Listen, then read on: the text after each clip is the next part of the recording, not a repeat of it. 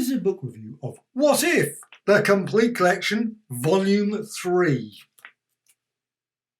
There's that, and there's the spine. Now this book includes What If, this is coming out in 1977, well that was the start of the series I should say, issues 24 to 35. There's 4 volumes in total in this series. I must admit I've loved them all. I think Volume 3 is probably, for me, the best one. Of course there's individual stories in the others that I enjoyed as well, but I think overall Volume 3 has been the best. So I'm just going to run through this. Now the book contains approximately about 480 pages, solidly coloured. There's no bonus material at the back or anything like that, but you've got an awful lot of brilliant art all the way through this. And you've got Black Bolt hurtling through there, and actually quite nice actually. It's got a couple of what if stories, but they're also just like origin stories as well, which is slightly odd that they would include those. But you also find out more about the Eternals in that. So I'm just going to run through this. Now it's a vast list of people involved in this project, so I'm just going to put that up on the screen, and it's just a huge number of writers, letters, colourists, inkers, obviously editors, etc. Now the first story, what if Spider-Man had rescued Gwen Stacy? Now I personally always felt, why did Gwen die? I've never particularly agreed with that storyline, but of course it happened, and this is a lovely story showing a little bit of what if it didn't happen. Now unusually, one of my favourite artists, Gil Kane, I thought, oh crumbs, the artwork wasn't particularly great at the start, but it did actually start to really sharpen up as it went through. But initial bit I thought, very unusual. But you also straight away can tell from Gil Kane with the head sort of, but it just wasn't one of my favourite Gil Kanes, I have to say. Also the Watcher looks really odd there. Actually all the way through this, the Watcher changes quite a bit. There's one where he's got the Watcher, looks really odd. Steve Ditko does a Watcher. Doesn't look anything like the Watcher that I'm used to. However, great story, this one. It's just absolutely beautiful. Of course, it's got nice twists and turns all the way through it. I think it's just a magical little tale. But as I said, it's also got this, the Untold Tales of the Marvel Universe. And this is the first Eternals. And that's really quite nice, a real sort of good story. Not really a what-if story at all. Now, I think they should bring out a comic book, The Untold Tales of the Marvel Universe, and maybe explore a whole variety of different characters, all the early tales. However, probably won't do that. But if they did, I would probably be buying it. What if Thor and the Avengers had battled the gods for the love of Jane Foster? Now, I loved that original Jane Foster story in the Thor back in the day. What's this here? Thor 136. I'm glad it reminded me of that sort of period. And it was just a classic story. In many ways, I'm glad that she didn't become, obviously, in the end. I think that would have been, of course, later on, of course, she did anyway, but that was a different storyline. But in this initial, of course, you had Sif and all and I really thought Sif was a great character. So I'm pleased in many ways that didn't. But however, this is the story of an attempt to make certain that they battle the gods to revenge. There's a sort of weird sort of thing. Thor loses his way, I think, in this, but it's still a great story, and it's great to see the Avengers battling as well. And go through that. The artwork is superb all the way through this. Really good story. And again, you've got another one of these stories of the Eternals. And another thing which I think is really quite nice in this, they include the letters pages, which I love letters pages. And that's one thing, of course, you get in the omnibus editions, but you don't get in these completes normally. So this one is really nice that they've included. And I think I just love the suggestions. What if Moondragon was chosen as etc.? What if Captain America had been elected president? Which, of course, is a bit, what's the name at the moment? So seems to be struggling between those sort of. But it's a great story all the same. I love that. With obviously you've got Reagan there as well in the picture there. So it's good. And I'm not going to reveal any twists and turns in that one. Just great bit of art. Actually, it's got a really nice story. Now, I'm not a mega fan of the Man-Thing. Now, I can't show that page because it would show the end of that story. But you've got the Man-Thing story. And this one is, what if the Man-Thing had regained Ted Salas's brain? Now, I haven't read many of the Man-Thing stories, so I can't say if this story actually matches up with other stories, but it's still a really decent story. And maybe as one of the characters, maybe I should check out more. But go on to still continuing on with the Eternals. And this is the classic. The X-Men ask. The X-Men ask. Weird. The X-Men ask. Maybe we ask, but the X-Men ask. What if the Phoenix had not died? Wow.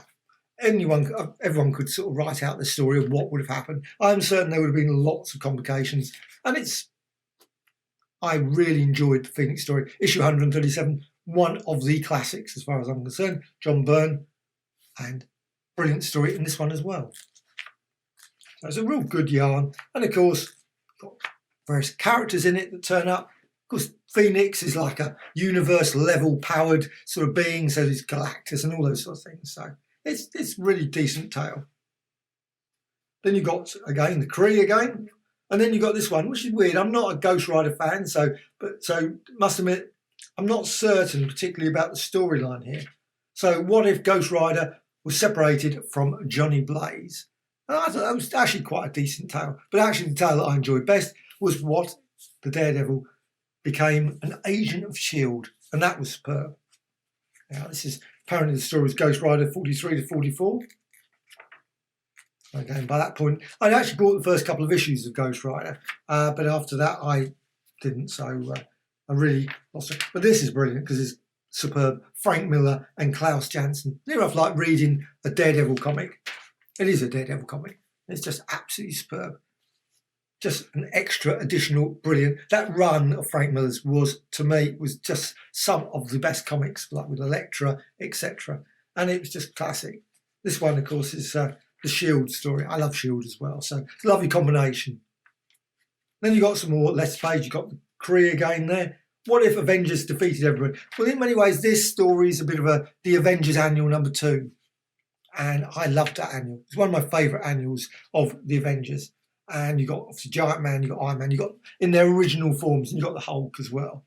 But I must admit, it was one of those stories where you think, I wonder why they just didn't think to themselves, is there a reason why we've got to do this? But of course, I think there is a reason why they do go along with it. So which is, but it's quite good where you've got Doc Doom here as well. You've got Magneto, all the characters. But I'm always a bit what's done about the Avengers. Would they be able to, unless they caught all these people by surprise? There's an awful lot of really superpowered beings that I'm certain would give the Avengers, even the most powerful Avengers, probably with the Hulk and, of course, Iron Man, etc., good run for their money. So it's really quite odd. Also love some, obviously you've got Daredevil in his original costume. I was just looking at that, just noticed that. But it's got the storyline, and obviously you got the X-Men and all those sorts of things. Quicksilver, Scarlet Witch, Blob. It's a good, really good, it covers the whole of the sort of like standard Marvel universe of the 60s, and it's just a great story. And then on to another, and I think this is quite a lovely one, this Untold Tales of the Marvel Universe, this time, The Search for the Great Refuge, and you've got Black Bolt there. And that's just a really, really nicely, Ron Wilson and Joe Sinnott. Just see, Joe Sinnott's inking is just brilliant. Just love that. Next story is quite a nice one. This is a Submariner one. Of course, for old Human Torch, he goes to this place in the Bowery and discovers the Submariner. However, in this world, he doesn't. He decides, oh, that looks a bit rough, that place. So he doesn't go in. And then all the twists and turns that happen from that. It's an okay story. It doesn't go anywhere, but it's an interesting what-if story. And then, what if Spider-Man's clone lived? Well, I must admit, the clone story of Spider-Man, I did not follow. So, in terms of the storyline, it was still a really quite fun what-if. Especially when you know the story. You can predict it right from the start, what's happening. So it's not something, but it's just nice to see all the characters, of course, Betty, etc., etc. All there, obviously Jameson, and so on, and Kingpin, of course. Then again, you've got another brilliant story of the Inhumans. I love Inhumans, and I love this period, this style of artwork with Inhumans. To me, really worked. Joe Sinnott, just doing that. Again, this is Ron Wilson again. It's just such a pity that he didn't do more of these Inhuman stories. However, that was the case. Of course, it took a long time before the Inhumans really got their own series. The Inhumans back, I think, the mid-70s, and I loved that series. But also, of course, they had the Amazing Adventures, but that was a fairly short, only had 10 pages or so in each. I loved a bit when they're all having a... I don't want to spoil the story, so I'm not going to say.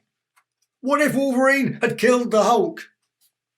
And that's a classic, obviously, brilliant story from the early days of the Wolverine, 181, 182, etc. You've got what if Wolverine had killed the Hulk? And I think I'm a bit what's known about that. I don't think the Hulk can be killed that way. I've got to keep hammering away, ripping into his throat. I don't think that would make any difference, because I think the Hulk would have recovered anyway. He would have just rebuilt, bit like the Wolverine. He's got powers to. I think he's just literally, he would just rebuild himself. However much damage happens, you'd have to like scatter his atoms. And I suspect that even then they might start pulling back together.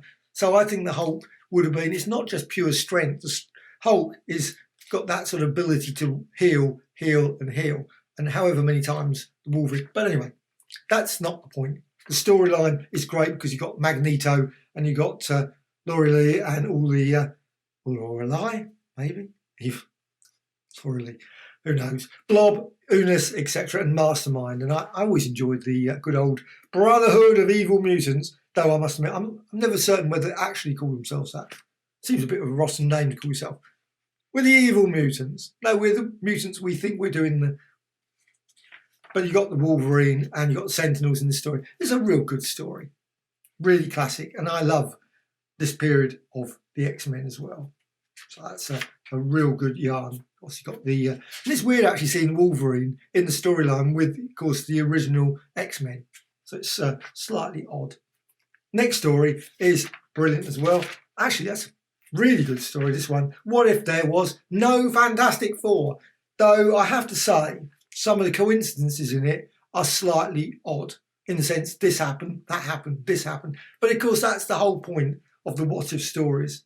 So you've got this absolutely brilliant story where the Thing is sort of obviously still there, but you've got the other Fantastic Four. But you've got all the other coincidences. Oh, this wouldn't have happened. That wouldn't have happened. You know, people wouldn't have gone to this. I think that was assuming that all these events in the Marvel Universe all happened in near enough the same day or the same week or so.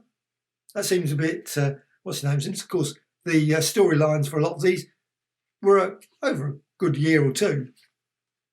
The Thing looks really like they've drawn the Thing here, really like the early days. I mean, I think that's just great. You've got the Thing there, and how Jack Kirby did it in like Fantastic Four #1 or 2, that sort of period. Really gruesome thing. I don't know if he would have been so popular if he'd looked like that. However, Avengers had become the pawns of Korvac. That was a good story. I loved the Avengers story. Now this was, I can't remember what issue this was. Avengers, certainly a classic run of story. Oh, thankfully it tells me, forgotten, 167 to 177. That was one of my favourite runs of the Avengers. Love that storyline. And I was actually quite saddened by that. However, get on to the next story. This story, I think it's just great because you've got all the powers in the universe, you've got all the Avengers. It's also just a cosmic scale story. And I love this bit where the Watcher goes and speaks with the other Watchers. They're not exactly a chatty bunch. They're all sort of, no, sort of thing. Really? Come on. Analyse the evidence. Oh, no, we're not going to do anything. We're not going to do anything. Anyway, classic story. Classic story all the way through. And you've got letters pages again. This one also, another good story. Now, Dazzler was okay. I did buy the first issue of Dazzler. I think I bought the second issue even. But I was never a long-running fan of the Dazzler.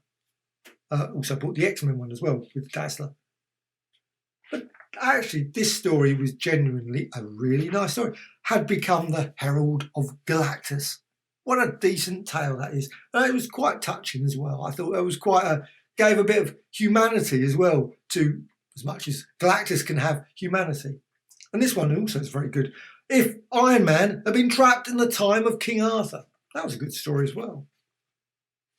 Yes. And I would imagine that Tony Stark would be the sort of man, if he went back to King Arthur's time, would still be able to create a lot of inventions. Maybe obviously not the microtechnology so easily, because of course, where does he get supplies of all the rare metals from and that sort of thing? You know, it's not just a simple task, oh, here they are. You obviously have to get them from certain sources. So even Iron Man can't do the impossible. But it's still a great yarn all the same. And also obviously electricity and all those sort of stuff. But it would be an interesting thing having Tony Stark back in that period. And it's a great, great story. This one is one of the funniest ones. I expect lots of people hated it. I don't know. I remember buying this at the time and I loved it at the time. And it's a really good one. What if, and it's like The Watcher, everything goes crazy. And there's no real long story. It's a bit like the one that recently came out, well, it wasn't a comedy one, but it was the thousands issue one, where it was very short stories. Very, very, very short stories. And in this, it's very short stories. What if Ghost Rider had possessed someone else? So you actually near enough got a whole issue on each page of this, or even more. You've got what if everyone who had ever been an Avenger had remained an Avenger? And of course, now it'd be even more crazy. I'm certain that literally you would have a book that would be just solid pin-ups, because it would just literally be page after page. There's been so many people. What if him had married her? That's nice. And so on and so on. What if Cyclops' energy beams came out of his ears? I suppose I'm certain that they probably thought of some more other ones as well. Yeah. Actually, there's quite a few out. What if Spider-Man had married the Black Widow? And it's a really classic. What if Stan Lee reads this issue? Anyway, on to the next. That was just one of the best. Just fun. So, and what's wrong with a bit of fun occasionally? Just to sort of, you don't have all these stories. Doesn't have to be. That's a good one. What if Dazzler had decided to become a lawyer? What if Elektra had lived? And now again, another brilliant classic story. Frank Miller, and also even better, Terry Austin. Brilliant inker. So you've got this absolute classic story there. What if Bullseye had not killed Elektra? And that is a very touching story. It's unusual, got a little bit of a twist at the end as well. This story was this is the final story in this book. It's like, what if Yellow Jacket had died? Now, I don't know if that would have happened. Would the Wasp go in the way, the Black Wasp and all that sort of stuff? Would she have? I don't. Yes, but still, it's an interesting premise in the storyline and a very decent end of this book. And I think this book overall had probably the highest percentage of superb stories, especially with that fun story in the middle, near the end. So this is 24 to 35 of the What Ifs. Now, there's a volume 4. I've got that, and I thoroughly enjoyed that as well. I would love to see a volume 5, 6, 7, because since then, there's been loads and loads and loads of other What Ifs. So I really hope they're collected into the Epic collections, though not part of this original 1977 series. But it's, I say, hopefully volume 5 at some point, volume 6 even, because I just love What If stories. They're just great. So, brilliant. Absolutely, totally recommended.